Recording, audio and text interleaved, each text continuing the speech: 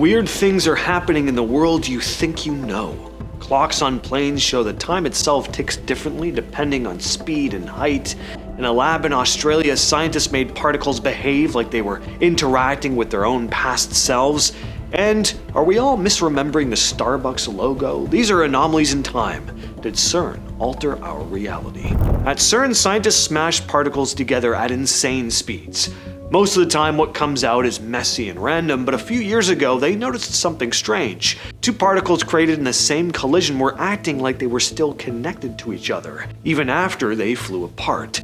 These particles are called top quarks. They only exist for a tiny fraction of a second before they break down into other particles. They disappear so fast, you'd expect them to act completely independently once they're gone, but when researchers looked closely, they saw patterns that didn't line up with that idea. What they found was that certain properties of one particle were linked to the other one, meaning when one behaved a certain way, the other matched it.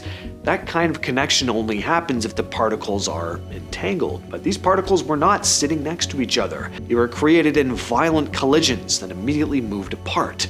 There was no time for signals to pass between them in any normal way, yet somehow the connection was still there. This was entanglement happening at the highest energies humans have ever reached. It seems that at a very basic level, the universe doesn't always behave the way we'd expect it to. Now, anyone remember Wii Sports? I used to play it all the time. I got pretty far in my virtual boxing career in this game. I could still hear that announcer exclaiming those two beautiful words, "You win!" Only that never happened. I mean, me winning happened. I won so much, I'll tell you, but there's no announcer that actually says, "You win." User Rampo7 posted on the Mandela Effect Reddit, writing, "I was building some contraption and decided that I wanted to use a sound effect of the Wii Sports announcer saying 'you win.' I can hear him saying it in my mind's eye. I asked other people I know, and they all agree that the announcer says 'you win.' He of course does not. Did anyone else think that he did?" And I pose that same question to all of you. Yes, you specifically. In 2012, something strange showed up in real particle experiments studying B mesons, which are short-lived particles created in huge numbers at particle colliders. Researchers at the Babar experiment in California looked at billions of these particles and how they changed over time. What they found was that certain transitions happened more often in one direction than they did in the reverse. So in other words, the forward behavior didn't match the backward behavior. One report described the findings like this. Scientists, quote, found that certain particle types change into one another much more often in one way than they do in the other, a violation of time reversal symmetry. So what does that actually mean? Well, when these B mesons behaved one way, there wasn't the same chance of seeing them behave the opposite way. If time truly worked exactly the same forward and backward, these rates should match, but they didn't. Scientists saw an imbalance. That doesn't mean particles are traveling back in time or whatever. What it does mean, though, is that at a very tiny level, the universe seems to prefer one direction over the other. In normal life, we still only experience time moving forward, but deep down, the rules may not be as black and white as we thought. Picture the Starbucks logo. Probably pretty easy for most of us. I mean, in a lot of places, Starbucks is inescapable. Tell me which of these logos you think is accurate, though. It's the one with the star. But people are pretty divided by this. There are a lot of people who have absolutely no memory of that star. Granted, a star makes sense. I mean, the place is called Starbucks, but I mean, there's no King's Crown in the Burger King logo. This image was posted to Reddit, and one commenter said they work at Starbucks and have never even noticed the star. So, what do you all think? Share your thoughts down below. In 2014 and 15, a team of physicists in Australia published work about something called closed time-like curves. A closed time-like curve is just a fancy way of talking about a path through space and time that loops back to itself, like a particle going out and then somehow coming back to meet its earlier self. In real life, we have no idea if this is actually possible, but scientists found a clever way to imitate what that might look like in a controlled experiment. In the study, researchers built a lab experiment that didn't literally send anything into the past, but it did mimic what would happen if a particle could interact with its own past self. They used a tiny particle called a qubit, and they used another qubit to act like the for lack of a better term, past version of the first one.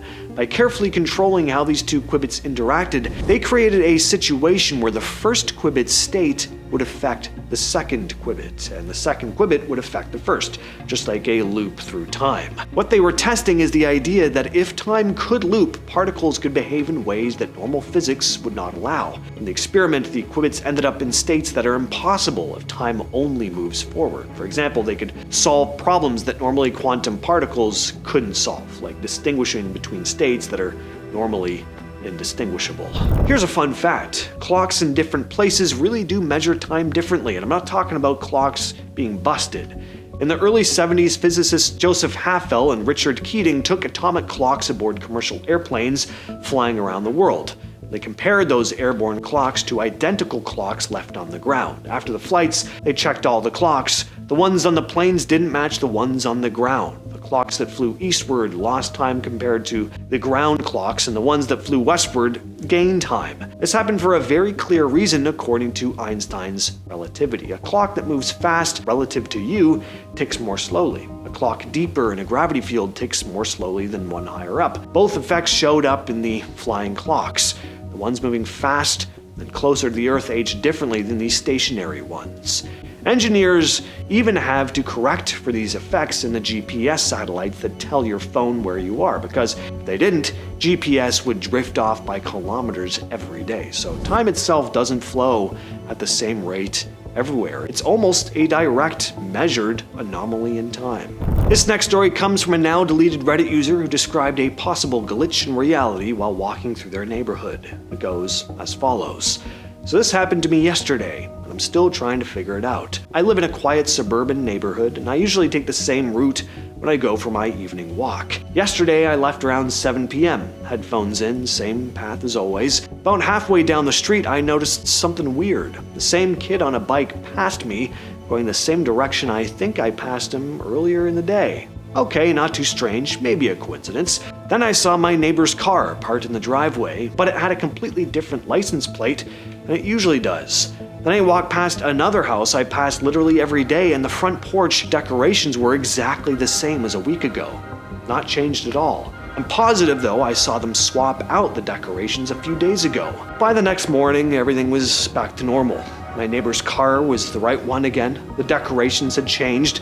I can't shake the feeling that I somehow walked through a glitch in reality. When spacecraft swing past Earth, they use the planet's gravity to pick up speed and slingshot toward their next destination. Scientists calculate these flybys extremely carefully. Every curve, every boost, every tiny push of gravity is predicted to incredible precision, but in some cases, spacecraft come out of these flybys with a tiny bit more speed than expected. It's just a few millimeters per second, but it's enough that it can't be ignored. Multiple missions, including Galileo, NEAR, and Rosetta, show the same thing. The numbers just didn't match their calculations.